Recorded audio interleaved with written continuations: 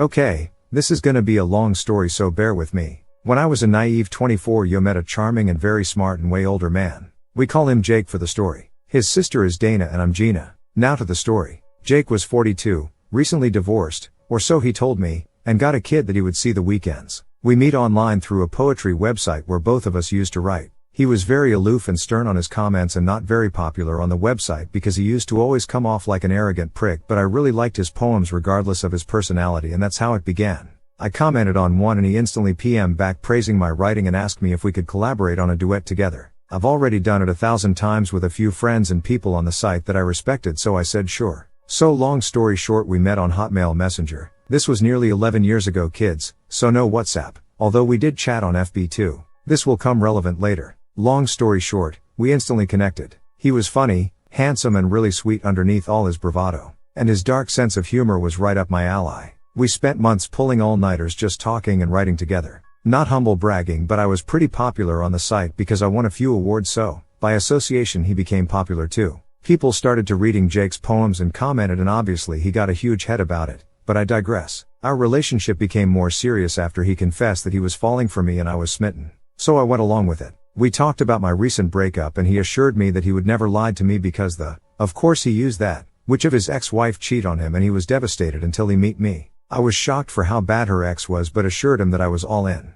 And I meant that. One important detail about our turbulent romance is that he was in South America, he's from there, and I was still living in Italy, in my hometown. So, after almost 2 years of excuses for how tied up on work he was, I decided to surprise him with a visit. I bought my ticket and it literally was like a dream. He picked me up, we kiss, hug, and he took me to his beach house, which would have been my first red flag, but I was dumb, young and in love, saying that it would be so much easier and fun for me doing touristy stuff on a beach port than staying in his suburbs house with no car. Because I told him in such a short notice that he didn't have the time nor the means to take time off, which again blatant lie because he was one of the partners of the company. But again, I bought it and off I went on my own almost for the entire week that I was there. He only spent one night with me and the rest of the week just picked me up from whatever it was that I ended up wandering, and we hang out for a few hours, have sex, and then he just drops me off on the house. I know that most of you are thinking, come on op, just get your head out off your arse and realize what a bunch of BS that is. And believe me, now writing this I realized how much of an idiot I was.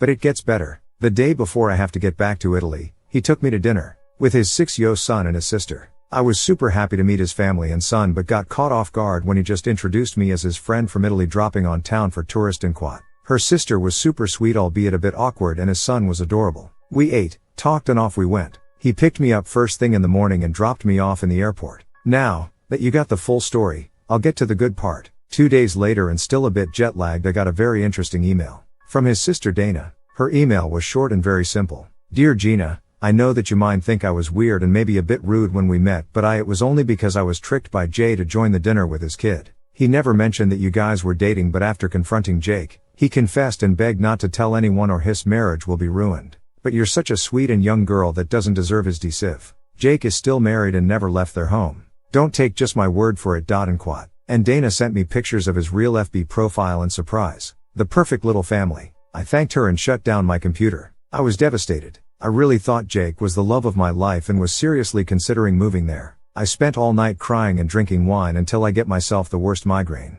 But the heartbreak lasted about 12 hours. At 4 a.m. I got up, shower, make a pot of fresh coffee, and started planning my revenge. I was hurt, yes, but also so angry that he not only deceived me, but dragged his sister and his innocent child in his lie. I was at the other side of the world and I didn't have the money to pay someone to kick his arse or egg his car. But as my Sicilian father would said to me, if someone slaps you, don't turn the other cheek, cut off their fucking hand ! And quad. And so I did. Cue my sweet revenge. I sat down on my desk and turned on the computer and logged in his Hotmail. I didn't have the password, but I knew him well enough to answer his 3 security questions on the section forgot password. 1, 2, 3 bum baby. I'm in, and holy shit. This arrogant piece of human crap was not only dating me, but other 2 girls. I quickly logged onto his FB too because he had everything linked, the naivety, so I quickly changed all his passwords too. I'm a prick and discovered that his personal email was also connected to his work account. I dug through his emails for 2 hours. This idiot never erased anything, so he had more than 5,000 emails. Until I found something very interesting, the girls he was also seeing and their very hot email exchanges.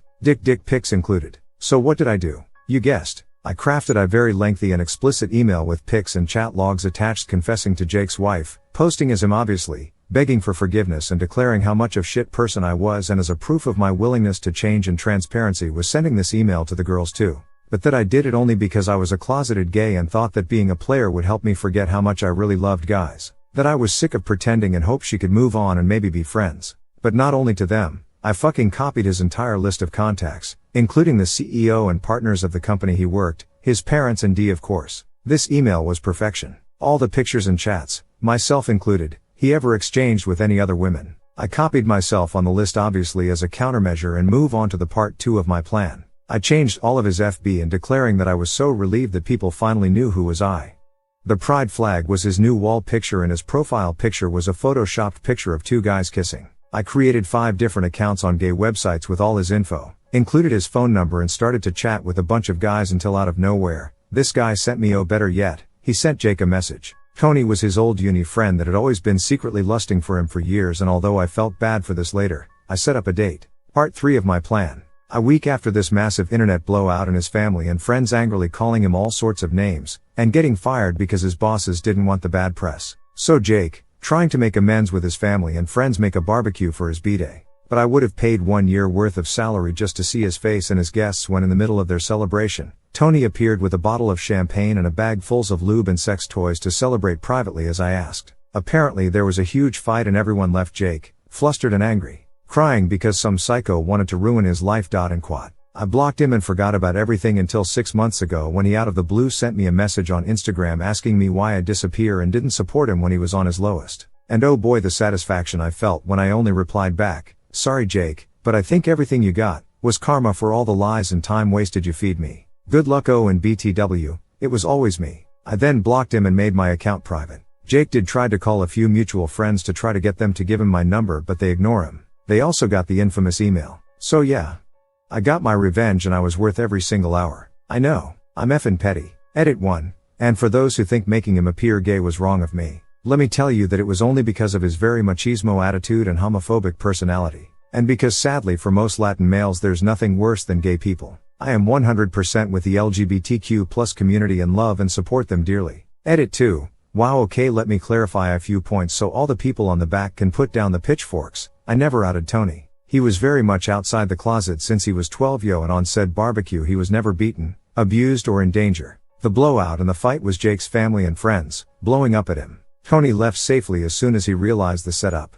11 years later he's happily married and with a beautiful child and lives in Europe. Can't say which country but just know he's happy and we're still FB friends. I apologized to him a few weeks after the barbecue and although he was hurt he forgave me and even laughed at all the things I showed him. Edit 3 and last. I acknowledge that what I did wasn't much better that he did to me. I was selfish, reckless and stupid. And I did felt bad for it, and actually after all that blown, I reached to Tony and apologized to him for dragging him on my petty revenge. He was upset, but after hearing my side he was glad I did. He only wished I was upfront with him. We didn't end it like BFF, but he's still my friend on FB and always sent me updates on his life. And to clarify a few points, 1. I'm half Italian half Latina, that's why I'm fluent in both Spanish and Italian. 2. We meet in a Spanish poetry website. 3. The mutual friends I talked about are a few friends that lived in South America and wrote on the site with us. I seriously didn't know this would blow out like this, so I'm not responding anymore. Only saying that this is a memory from one of the most painful times in my life. So is not fiction, not BS for karma or nothing. This is a memory from a person I'm not anymore. Thanks for reading and peace.